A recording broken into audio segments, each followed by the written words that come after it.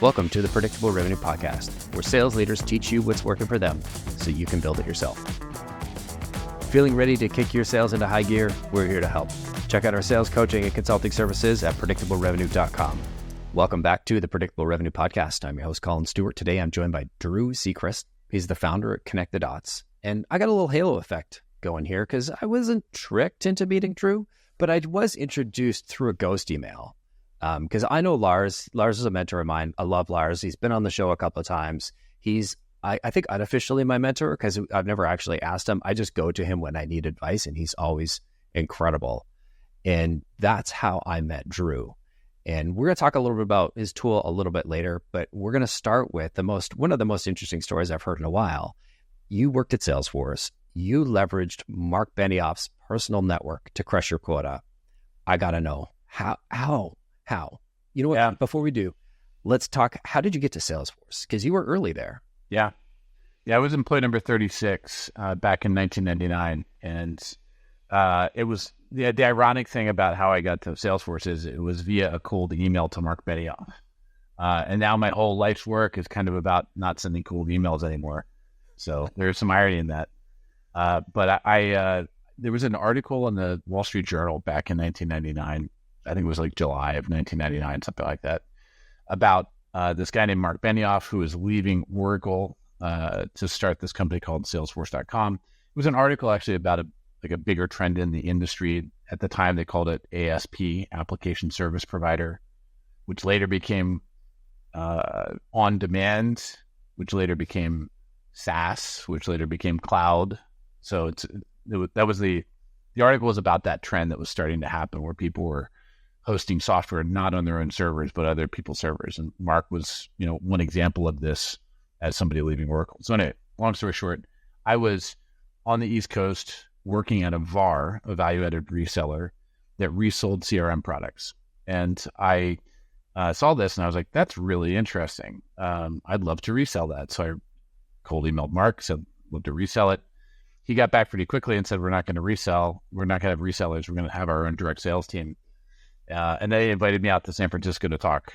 And so I flew out to San Francisco from North Carolina and walked into the office, and he asked me why I was there and explained to him that I'd been implementing on-premise CRM software, and there were a lot of problems with it. I really understood it and understood why this idea of ASP or on-demand or SaaS or cloud or whatever you want to call it was such a brilliant idea. It was the right idea at the right time.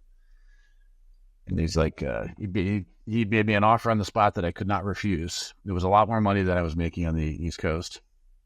And so I flew back to North Carolina, tendered my resignation, and packed up my stuff and drove a U-Haul out cross country to San Francisco. And so started there in late 1999, around Thanksgiving, and was there for a decade. And that was the origin story. Amazing. Yeah. The CRM nerd in me has got to ask, what on-prem tool were you reselling?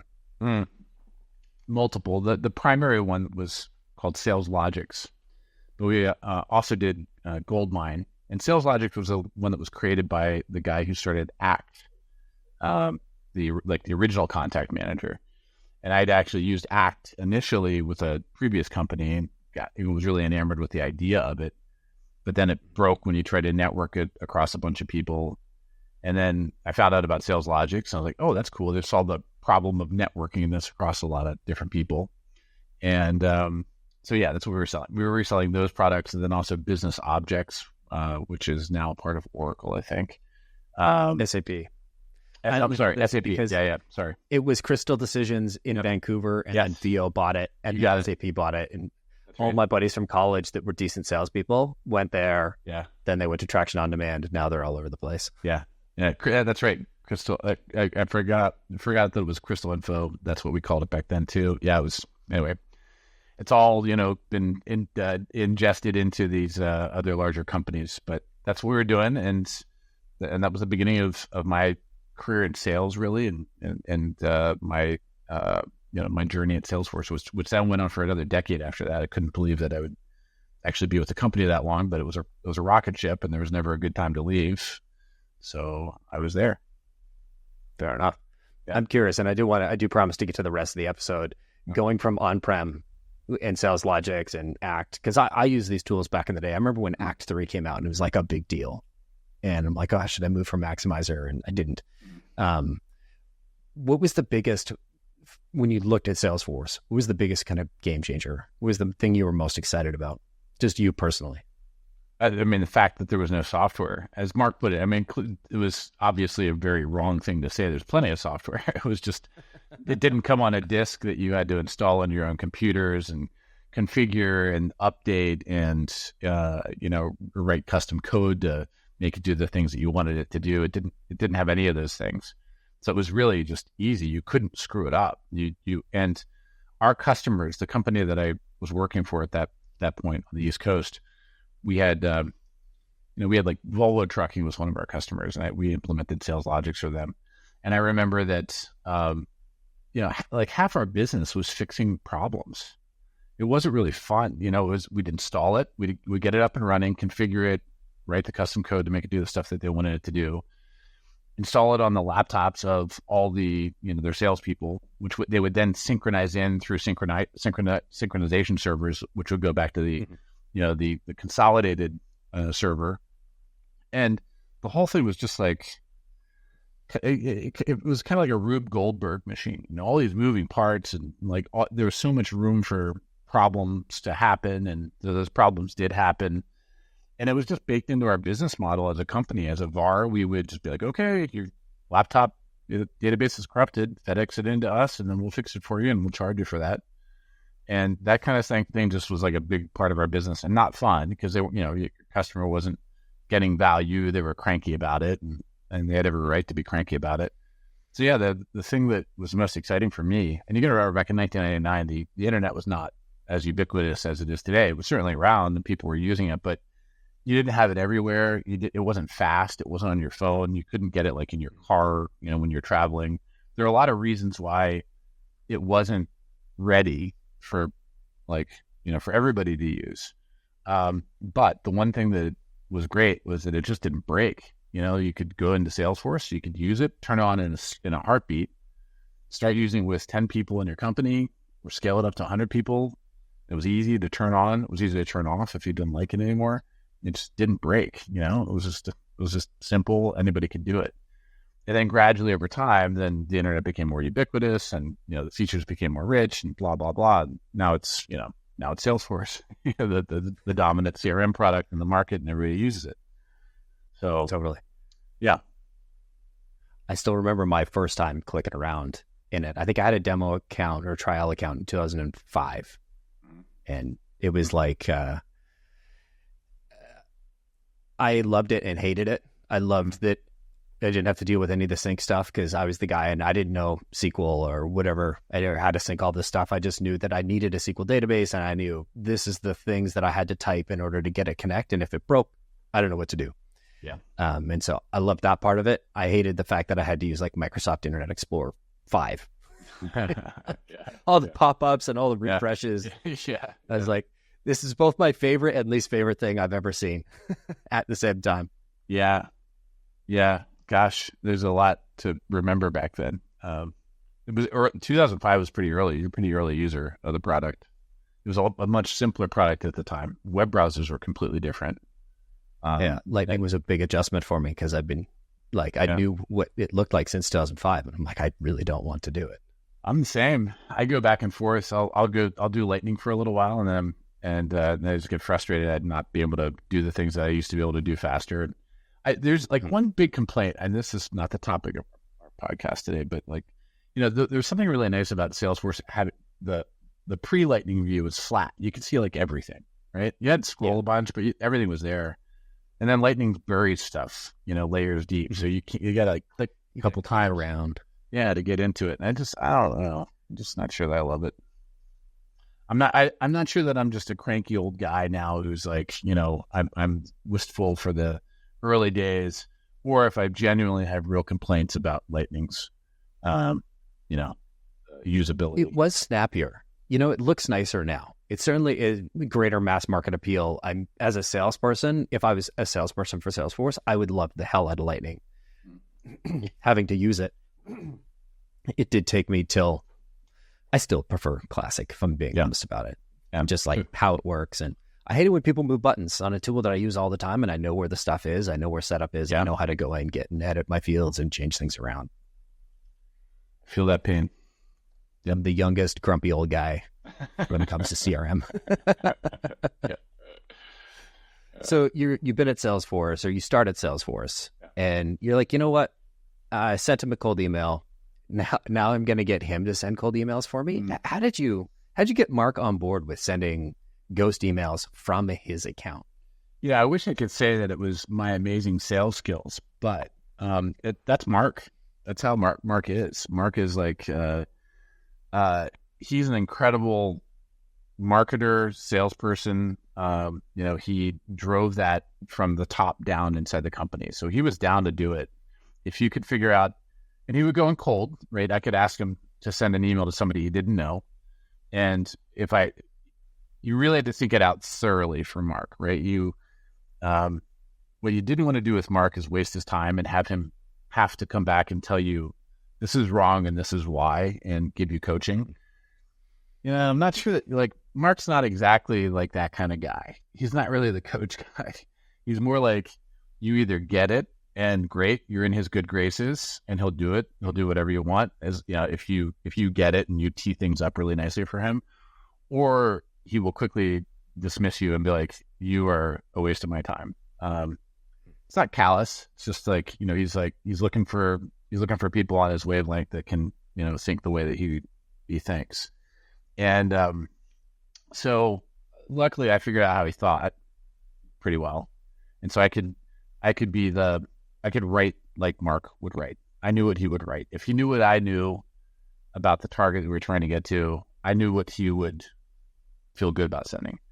And it was down to the, like, back then, Mark would send a lot of stuff from his BlackBerry, and he wouldn't capitalize anything. So, it would be like, hi, Bob, and lowercase h, lowercase I, lowercase b, all of them lowercase. And, and he had some punctuation things that he would do or not do. Like, there was a way that he would type. And so, I basically I became like, I don't know, like ChatGPT, 1999 or 2000 version, where I just ingested all of like his writing style. And then I would, use that style to draft the email that I would want him to send to, some executives. And it got to the point where he's like, yep, I know Drew's done the research on this. It's written like I would write it, in all the weird ways that I, Mark Benioff, write emails. So he would just copy, paste it, and send it out. And we would do that both with cold emails, people he didn't know, and better yet, when we could figure out that he actually knew somebody, then we would do it then too. And one thing that would I just want to like emphasize, if you're doing this with somebody like Mark Benioff, or whoever's like a really important person in your life, in your organization, who's got clout and relationships that you can leverage, you got to put a lot of thought into what you ask them to do. And literally, I would spend sometimes an entire day crafting 3 sentences for Mark to send to somebody. I'd be like, no, that's not quite right. And I'm going to walk away from this for a little bit, and I walk away and go do something else, and then I come back and I look at it, and then take out a couple of words, make it briefer, get to the point, make sure that the action item that or the call, the request that we were having of the person was clear, crisp. And so I would anguish over that, because there was a little bit of, Mark's a great guy, but he's also like, he wants you to do things right the first time. So I didn't want to like ask him to do something that he was ever going to say, no, this is not a good ask, Drew. So there's a lot of effort that went into drafting that stuff. But then we got into a groove. Like, over time, it's like any kind of trust that's built, takes time, and you have lots of iterations. So we started doing it and got better and better and better at like aligning with what he wanted. And then eventually it was just like, whatever I sent, he would fire it off. And then it was great. It was a game changer. Mark was not the only person I did that with, or that we, I'm not the only person at Salesforce that I don't think I invented this idea. But Mark really drove top down that this is, we are a culture that's going to do that. If we have relationships that can be helpful to any of us, we are going to use those relationships. And it wouldn't tolerate people not using those relationships. Like if we had an executive that was hired in and they weren't willing to make the introductions that we needed, that executive probably was not going to be around for very long. That was like, you're not on the team if you're not doing that. It's a cultural thing that Mark really drove, and it was awesome. And I, being so young at that point, I didn't know that other companies weren't like this. And so later you go to different companies and see that you'll have some executives like, no, sorry, I'm not going to do this, or I'm not going to act as an SDR for you. You got to go find your own business.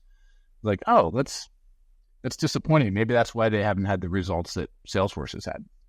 Salesforce has had outside results, and big part of that, I think, is because like Mark has always expected that the team would all be rowing in the same direction, helping each other out. I love that. I'm curious. I'm going to ask the dumbest question I've ever asked on this podcast. So I apologize. I love it, the listeners, but why was this so impactful? Why was this so impactful? Why did it help? Yeah, have Mark Benioff sending emails for you. Yeah. Well, great question, Colin. It worked. It worked like a charm. We would get these executives on. They would reply. They'd agree to meetings. Those meetings would turn into opportunities. Those opportunities would close and turn into revenue. That revenue would turn into happy customers. It became reference customers that we could leverage for even more introductions. And so the virtuous cycle just started and kept going and going and going and going, and to this day still goes over at Salesforce. So yeah, that's why it was impactful. And it's also just like kind of easy and fun. It was kind of like a giddy experience, honestly, being 26 or 27, and then being able to be like the puppet master behind the scenes with Mark Benioff, who, Mark wasn't as big a deal back then as he is now, but he was still a pretty big deal. And, it's kind of cool. Like, ooh, I get to program Mark to do whatever I want him to do, or these other executives, I can program them because our interests are aligned. That he wants us to be successful. And then, not only do I get to program Mark, but then I get to, get the reply from the CEO of this big publicly traded company that, now I'm on the thread with the CEO, and now we're in a deal. And, that was really cool. I mean, so in addition to just being pragmatic, like it creates revenue in a really easy way, it's also like really fun. Yeah. I couldn't imagine getting a reply from a Fortune 100, Fortune 10 company where you're like, ghostwriting is Mark. That must be just the coolest response. I think the best cold email, who was it? I got a reply from the who's the CEO of the NBA, the CEO of Walmart, and Activision. I think all replied to like cold email threads that I straight up sent them, which is pretty neat on behalf of other customers. This was like early days. And I'm curious, if you're sending this as Mark to a Fortune 100, you were in sales, you were a AE director, something along those lines back then. Mm-hmm. Is it now you sitting, like you show up to the meeting and it's like Fortune 100 and then, Drew the AE sitting there, or is Mark like, what is the next step? How does it go from, ghost email to Drew's pipeline? Yeah. It depends on kind of the phase that we were at Salesforce, how big a company we were, and then how big a company we were selling to. That's kind of the way it boiled down. So like at the beginning, we were a small company, and if we got, a 100-person deal, might be a pretty big deal, which is now pretty trivial for Salesforce. But back then, I remember when we closed our first 100-user deal. It was a big thing that happened, and we all celebrated. And in those days, it was basically like you had to match power with power. And I think that's probably still true today. So if you are trying to get CEO of a reasonable sized company to show up for a meeting, and by the way, when we started Salesforce, there were no SDRs. There was no, I think Oracle had a concept that was kind of like SDRs. I think they called them inside sales or something. I'm not quite sure if it was even the same model as the. I've talked to Lars about this. It was similar because I think Lars was at Oracle at the time. Okay. I think, and he was running what he refers to as a call center. And I don't think they called them SDRs. They called them something else. But they were specialized, and they were just prospecting. Okay. Then good. You know more than I do about this then.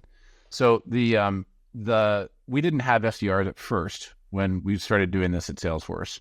Then we did add the first couple of SDRs, and I think it's like probably Matt Hahn and Kevin Robinson were the first two, I think, if I recall correctly.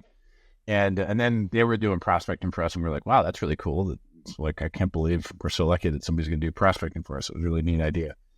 But if whoever was doing the prospecting, if it was, if I was doing it, or if Matt or Kevin were doing it, then the thing that you wanted to do if you're going after a senior executive was basically not even exist. You are the wizard behind the curtains, and you can pull all the strings, and you can write the email, but you want Mark or one of our other executives or a board member or one of our customer to send the message. You wanted somebody who had clout to send the message, and you as the SDR, in the totem pole, right? On the totem pole, SDRs, the bottom, but the first stop on the totem pole. So most people don't relate. Like, a senior executive doesn't want to talk to an SDR. It's just like, don't offer that as the call to action. It doesn't make any sense. Senior executive might not want to talk with the account executive. It might not be enough, depending on the size of the companies involved and the size of the egos involved. What you might need to do is have, like in our case, have Mark Benioff send the email, and the proposal is, let's get on a call, or let's have a meeting, and then set up that call or set up the meeting. And there were a lot more physical, in-person meetings that happened back then. And we did a lot of business in San Francisco and Silicon Valley. So a lot of this, we would actually drive over and see somebody. And then the first meeting, basically what would happen is Mark would be the bait to get the meeting. We went down the very senior exec at Apple, and that senior exec wouldn't have taken the meeting with me, but would take it with Mark. So we brought Mark down, and we set up an hour, and so we did it was the senior exec, it was Mark, it was me. There might have been one other person from Apple there, and Mark kind of drove that first meeting, and then at the end of it, it was, I'm taking notes and framing up what the next steps ought to be. And then Mark at the end essentially hands the baton to me and says, okay, Drew's here to help you and your team do the rest of the due diligence on this to figure out, if this is something you'd like to pursue. And that was the model. That happened a lot. So we would have the meeting, Mark or some other senior executive on our team that had clout, had the title, had the gravitas, had the gray hair, which I now have plenty of, by the way.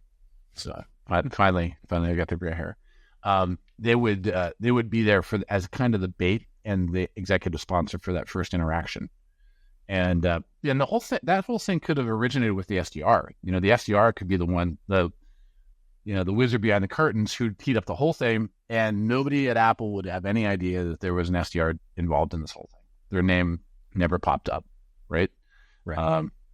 And that happened over and over again. That was a very, very typical model. As a company got bigger and we had more executives who had more relationships, then Mark could scale. It wouldn't just be Mark having to drive down to Apple or, whatever company. We hired in Jim Steele at some point, who came from IBM, and he had a huge Rolodex, and I don't know, like Jim's got pictures of like golfing with presidents and stuff like that. So he's a really well networked guy. And so, Jim became a really great substitute for Mark. We could use Jim as the bait and then ran the same play, right? Like, Jim's the bait. He does the first call or the first meeting with the account executive. Then the account executive picks up, all the work after that, works on the business case, does all the due diligence with the team at the prospects company. And then we come back 2 or 3 weeks later and present the final proposal and get a decision on moving forward with Salesforce. It was a super, super successful play. You need to, like, over time, you need to develop your leadership team. So you've got more and more leaders like that you can delegate to be the bait, take the first call, first meeting, and hand it off to the account executives to go run with it, and then come back and do that over and over and over again. Super, super effective. That handoff seems like the most critical part in this, where it's not just a bait and switch. Mark shows up and is like, I got to talk for a bit. Okay, good to meet y'all. And then you're left following up, and they're like, well, where did Mark go? Yeah. That handoff must be a well orchestrated piece. Yeah. And I'm not going to say that Mark didn't sometimes jet out of there too soon. Like, that did happen sometimes. Yeah. So it depended on, like, if the deal was really big, Mark was going to be there. If the deal was not as critical, then Mark might do something, a more abbreviated version of it. Our other senior executives, or senior sales executives, were super emotionally intelligent about that. They knew what would fly and what would not fly, so they did a great job on that. Totally. Yeah. And in fairness, like, you're a CEO now, you understand you've got to prioritize ruthlessly. Of course. And so you're always looking for, like, what's the minimum effective dose of this thing to get the job done? And if you're not doing that, then you're killing your time. You're 100% right. Like, and you can, what's the minimum effective dose, and can we scale this? Can we get more? Can we build out a senior leadership team where they're going to be a juicy enough bait that, they can run the first call and still get anchored high enough? You're not always selling to CEOs, so when you're selling to, oftentimes a good pairing, good matching is actually just a peer who, at your company, who has the same title or same responsibilities as the company you're selling to. So if you sell to CFOs, parts of the CFO's organization, leveraging your own CFO to be that person, not your CEO, not your VP of sales or CRO, but your CFO, can be super effective, because they can speak credibly about your product, why it's good for CFOs. There is trust, there's like an immediate level of trust. This person's not a salesperson. This person is your actual CFO. Obviously, that they've got a vested interest in selling the product, but they are your CFO. Or, whatever function you sell into, that can be highly effective. And you can also scope those calls down to, if you can make those 15-minute calls, and then it's, it's a quick introduction. Hi, hey, Sally, I'm the CEO or the CFO at our company. Thought I'd give you my perspective on why I came here and became CFO and why I love this product, blah, blah, blah. Wanted you to know that I'm here anytime, if you want to pick up the phone and have any questions or need any support as you're thinking about this and how you would deploy it for you and your company, I'm always here. Here's my cell phone, blah, something like that. And that you can do in like 15 minutes. Feels good. The CFO does not need to be there for all of the requirements gathering and discovery that your sales organization is going to do, and doesn't need to be there for, presenting all the business case and stuff like that. You can literally just have that anchor. It can get you that call, right? It can get you the first meeting, and then it can also make them feel very good that they're anchored at the right level in your organization, in case anything comes up. Because things inevitably, if you're selling a complex product, things come up, and you always want to know that you've got the bat phone that you can pick up and get to somebody who can, sound the alarm inside the organization of your vendor, and get things done for you. And by the way, that person doesn't even have to be in your organization. Like, you can have board members or advisors who are friendly with you. They can also provide that function as well. I've definitely seen that, where investors in companies will reach out to people that they know at their one of their portfolio companies' prospects and say, "Hey, Sally, just want to let you know I'm an investor in XYZ company. I understand that you're evaluating them right now. Wanted you to know that I've invested because I really believe in their product. I've seen it work wonderfully. I think it'd be great for you. I'm happy to act as an executive sponsor in case if you decide to move forward, and want to make sure that you've got somebody to reach out to if you need anything." that has become, I've seen that play. That's late in the funnel, right? When they're pretty well qualified and you might be getting to proposal stage. That can tip at extremely high rates, because then all of a sudden you're like, well, we like this product, we felt pretty good about it, and then this person that I know and trust lobbed this thing in and told us, hey, I love the product, I invested in it, I'm here for you if you want to move forward with it. That can be incredibly powerful to get things over the line and move things quickly at the end. Wow. Having said that, this exact same thing happened to me a year ago, and in a bit we moved to a different platform, and one of my podcast guests who had been on twice became their VP of content marketing. And I felt like we had that inside line to them. We've done some marketing together, but if anything went wrong, I'm like, I got a VP I can reach out to. And like, I know I've got, versus like, this is a huge company and I'm never going to be able to get into, I don't have to go through their support or have to, pay the extra 40% to get, you to reply to my emails kind of thing. So huge value add, costs you almost nothing. Yeah. Yeah. And then you're activating your investors, which is great. They should be activated. Part of what they do is give you money, but they should also be giving you their network and their relationships where they can help. I mean, it's one of the big value props of, hey, we're going to be here and support you and give you access to our network. Yeah. I bet you a fraction of a percentage of people actually take them up on that. Yeah. I mean, it's kind of like the running joke in Silicon Valley. It's like, how can I help? I want to be helpful. And then, and it's not, I think most of the time it's not the investor's fault.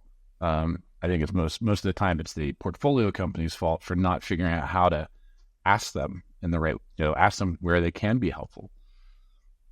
We've had a lot of success with investors. I've had a lot of success with investors, board members, advisors over the years, activating them. But it's your job as the operator at the portfolio company to figure out smart asks of them where they can be helpful. I want to talk about that for a minute, because I get the idea of like, okay, we're going to leverage our CEO, our board members' network to book these meetings. I understand that I need to, write a good email, and it's got to kind of match what my CEO or what my investor might say, especially if I'm ghostwriting it for them. What are the key components to a good ghost email? Because I could see myself writing a book because I want to cover all of the points. Yeah. But I'm guessing that is absolutely not what a good ghost email looks like. No, terrible. Yeah. So if you're leveraging senior executives, they don't typically write books in emails. They're usually zipping through a whole bunch of stuff as quickly as possible. They're short, to the point. It's probably 3 or 4 sentences. And that's why I would anguish over, writing those 3 or 4 sentences, because you're like, you got to convey so much, in such a brief period, or a brief email. And, sometimes it's like 2 sentences. I mean, it can be really, really short. So number one, I think it should be short, as I've said. I've taken a lot of words to explain how short it should be. So yeah, probably use fewer words to describe what you want in your email than I've used to describe how short your email should be. Make it short. That's one. If you there's some cool tools out there, honestly, that I think could be very helpful in writing this type of thing, which we've used, like Lavender, for example. I don't know if you've ever seen Lavender. Mm-hmm. Lavender is pretty good at just giving you, like, you write something, it's too long, they tell you how to make it shorter, punchier, whatever. I think you can do that as well, and use tools like Lavender to help you squeeze out the excess verbiage. And you also have to know the relationship between the two people. So, like, if I'm writing for Mark Benioff and I want him to send something to John Chambers, you got to know, do they golf together? Are they friendly? Like, what's the nature of their relationship? So you factor that in. You got to know the writing style of the person that you're writing for. So you're not always going to know that. You might not know that person terribly well. Potentially, if you have a larger organization and your team wants to leverage your board, and not everybody on your team is going to know your board members. That's just not how it works. In that situation, as you are scaling up a system that does this, it takes advantage of leveraging your board, your investors, your advisors, your customers, customer champions, et cetera, your partners. What can be really useful is if you've got somebody in your organization that can create the standardized template for that person that says, hey, board member Bob is happy to send, a number of introductions for us, highly targeted introductions for us each month or each quarter. They need to be highly targeted. Let's not waste board member Bob's time. And they need to use this format.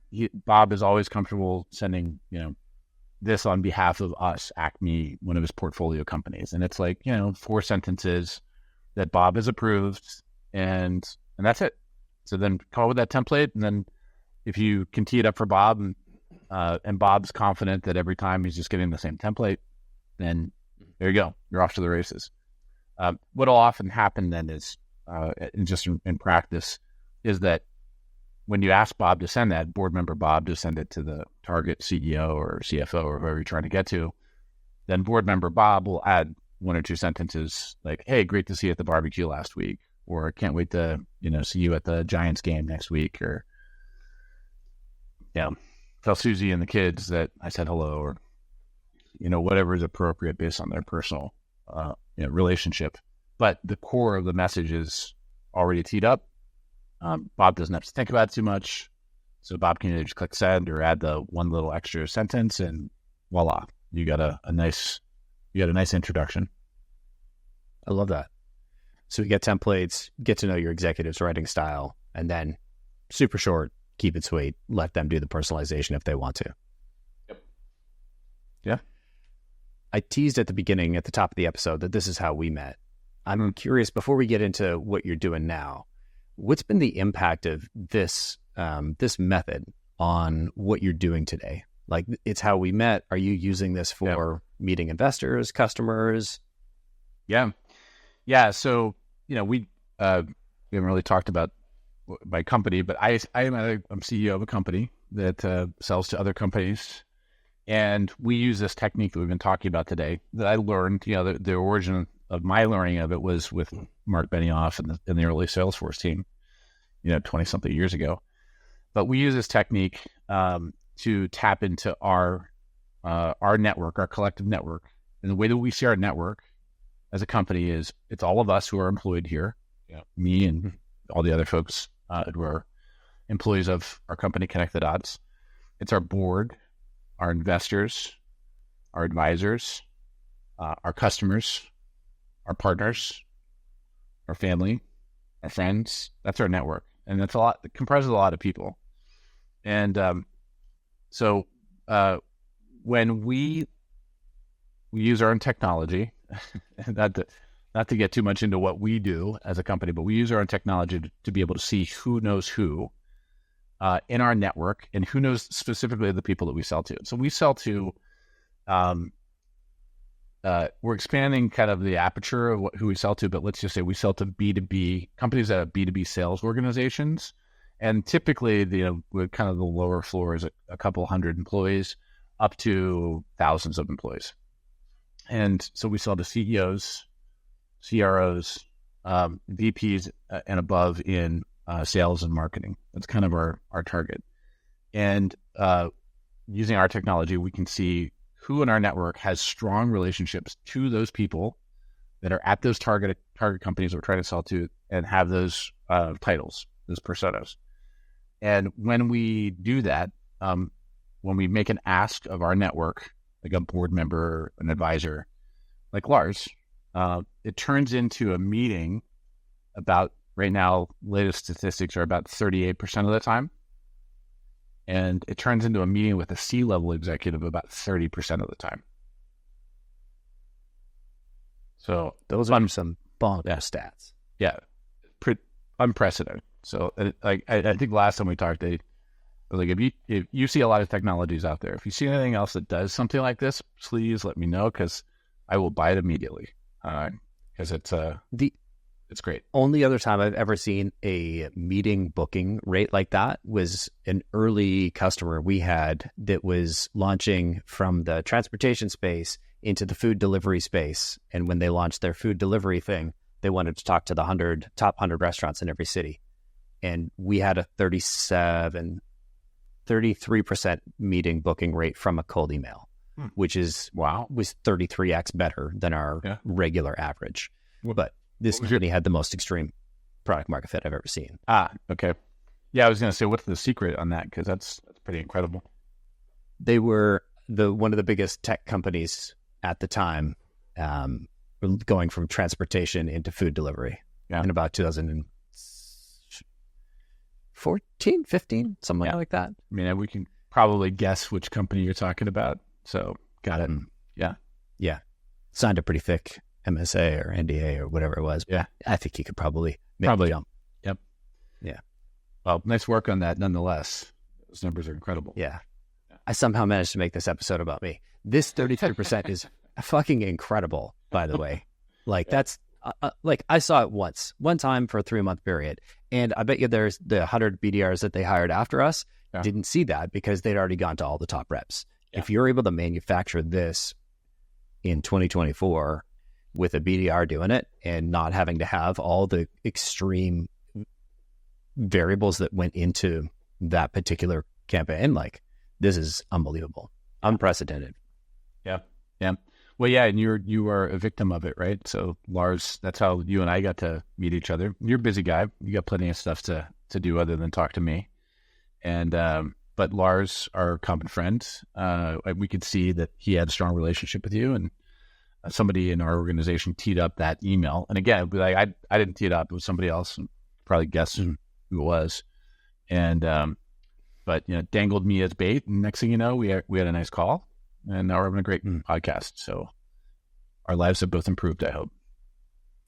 Absolutely. Tell me a little bit. We've done enough teasing. Tell me about Connect the Dots and what you all are helping people with, if they haven't figured it out yet. Yeah. We would definitely have not beaten around the bush too much, I think. So what Connect the Dots does is it helps companies organize their entire network. And as I mentioned, that's all of your employees, board, investors, advisors, customer champions, partners, family, friends, etc., former colleagues. Organize that network and then overlap it with your target accounts and the people that you're trying to get to at your target accounts. And then it pulls out this very, very clear list of who you should ask to get the introduction directly to the person that you're trying to get to. And it gives you a clear list prioritized based on the target accounts that are most important to you and where you have best ability to get a warm introduction. And you can get that, get a meeting 38% of the time, get a meeting with the C-level exec. This depends on your product and your company and your network, et cetera, but 30% of the time. And so you basically just go down this list in Connect the Dots and make the asks. And why can we do this? How do we calculate who knows who and how well? So it's not based on the LinkedIn graphs. That's probably the first question a lot of people have. We look at that. That's part of it. Part of the thing that we let you consider when you are making your ask. But the primary graph of relationships it's based on email metadata. And so when a company turns us on or an individual turns on Connect the Dots, because anybody can create an account and keep it for life for free, you connect your email accounts to it. And then you can also connect your LinkedIn account to it too. And in your email metadata, basically it's a trace of a relationship between you and another person. So each email you've ever sent or received in your life, like you and I have emailed a little bit, Colin. So we emailed enough that we now have like a familiar relationship. And when we first were introduced by Lars, we had no relationship. Connect the Dots then calculated, hey, you have a new relationship. It's weak though. Between you, Drew, and Colin.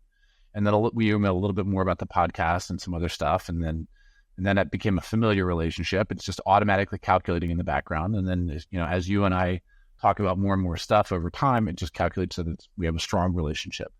And so that's happening all the time in real time for all these people who are on the network, calculating and recalculating these relationship strengths. And as people change jobs, or you have hire a new employee, or a board member goes and becomes a board member of some other company, or customers change roles, whatever, all that's changing in the background, and Connect the Dots is recalculating all your best paths into all your target accounts and the people that you're trying to reach at those target accounts.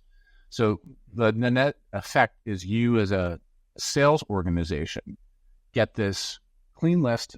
It's like if you want to work at top to bottom, it's like get to inbox zero and you're going to, mine your entire network. But if you're doing your job right, your network's getting bigger and bigger and bigger. So you never get to inbox zero. You just constantly are working on the next best warm introduction that you can leverage via whoever it is in your network. So you can see it's board member Bob in this situation to get to the CEO of this company, or it's our CFO has a strong relationship with the CFO at our target company, and so ask our CFO. And then Connect the Dots makes it really simple. The whole drafting ghost emails thing that I did for Mark Benioff and other executives way back when, we built that into the product. So it's really easy for you to, when you see that board member Bob has the relationship with the CEO at the company that you're trying to get to, you can draft the email as a ghost email for board member Bob to send. And board member Bob just gets this notification from you saying, Colin wants you to send this email to this target CEO that you know. If it looks good, just click send. And so it takes 3 seconds for board member Bob to do it. If board member Bob if you use the template that board member Bob is happy with, then he doesn't have to make any edits. He might put in, P.S.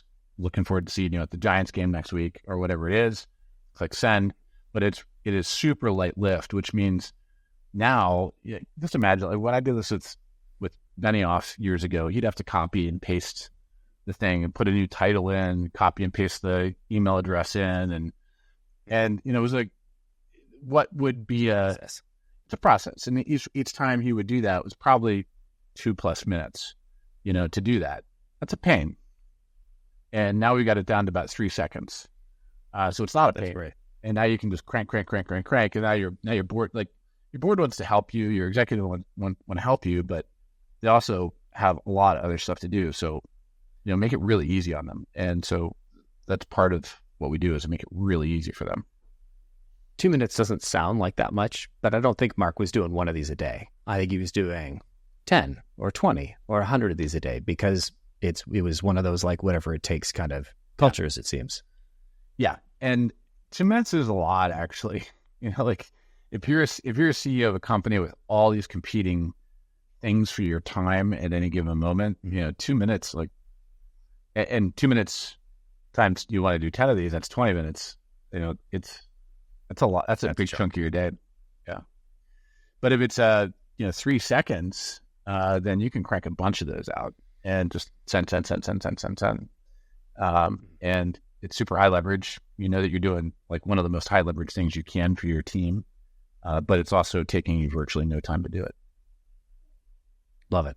If people want to join the beta or find out more, they want to get their free account created.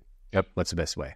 Go to our website, ctd.ai, connect the dots, ctd.ai, and then you can join from there. You can also get, if you are a user of Connect the Dots already, you can invite your friends directly from inside Connect the Dots. You have an invite code that you send.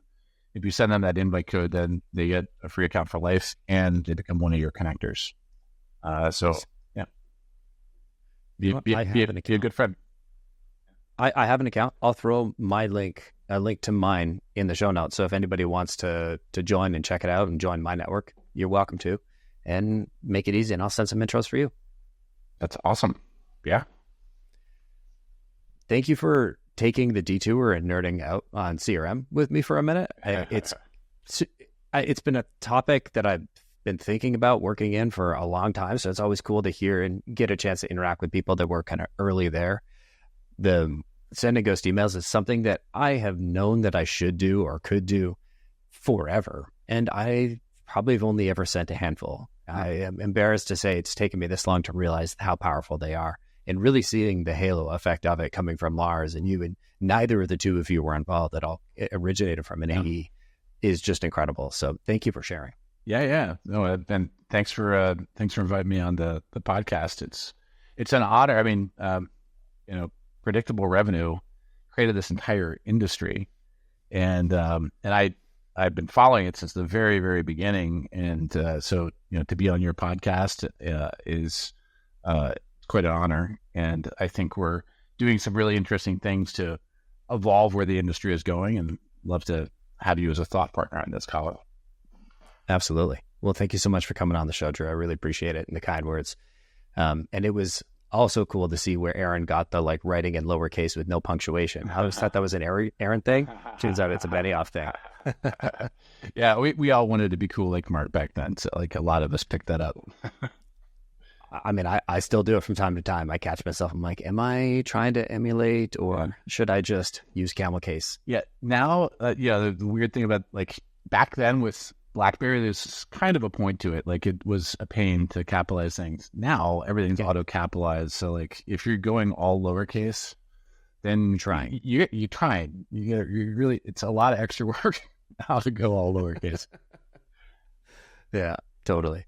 Well, thank you again for coming on and sharing. We'll throw a link to My Connect the Dots. I'll fire a link to your LinkedIn if people want to follow you and keep up with everything you're working on. But thank you again. Awesome. Great talking with you. You got it. And thanks everybody for listening. We'll see y'all next week.